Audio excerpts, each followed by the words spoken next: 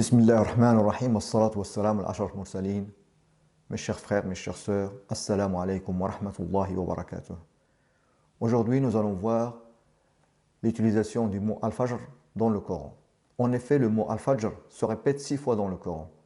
On le trouve dans le verset 187 de Surat al-Baqarah, dans le verset 78 de Surat al-Isra 2 fois, dans le verset 58 de Surat an-Nur, dans le premier verset de Surat al-Fajr, et dans le verset 5 de Surat Al-Qadr.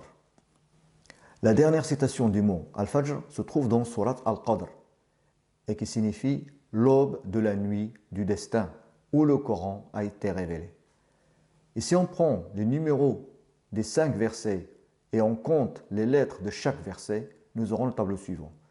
En effet, dans le verset 187 de Surat Al-Baqarah, on trouve 279 lettres.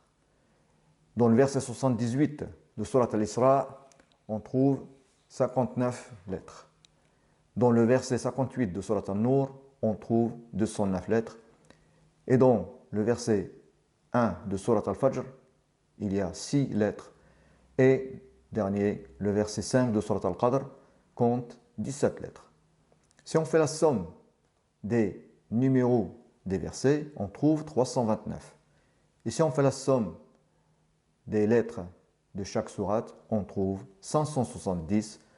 Et à quoi font référence ces deux nombres?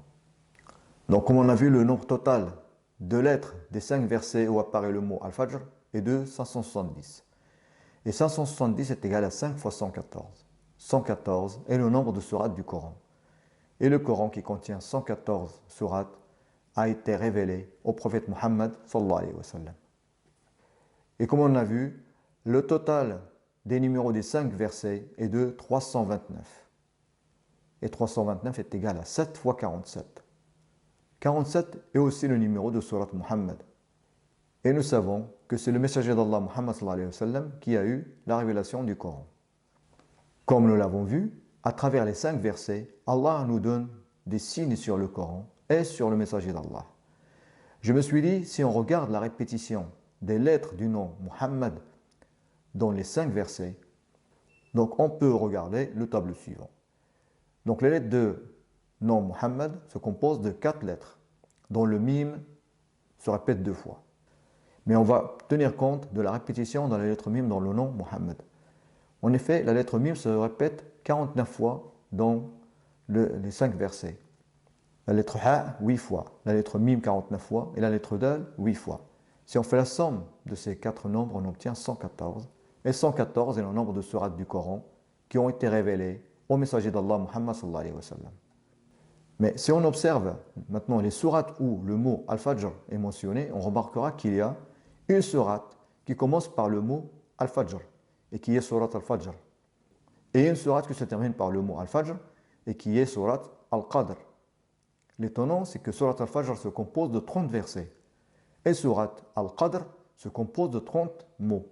Donc vous regardez bien la concordance des deux nombres, le nombre 30. Je me suis dit, si je compte maintenant la répétition des lettres du nom Muhammad dans les 2 sourates, à savoir la sourate Al-Fajr et sourate Al-Qadr, nous obtenons le tableau suivant. En effet, la lettre mime se répète 32 fois dans sourate Al-Fajr, la lettre ha 7 fois, la lettre mime 32 et la lettre dal 19 fois. Et dans sourate Al-Qadr, la lettre mime se répète 9 fois, la lettre ha 2 fois, la lettre mime 9 fois et la lettre dal 4 fois. Si on fait la somme de ces 8 nombres, on obtient 114 encore. Et donc, comme on l'a vu, 114 est le nombre de sourates du Coran qui ont été révélés par Allah au messager d'Allah Muhammad sallallahu alayhi wa sallam. Barakallahu fikum et qu'Allah vous facilite. Wassalamu alaykum wa rahmatullahi wa barakatuh.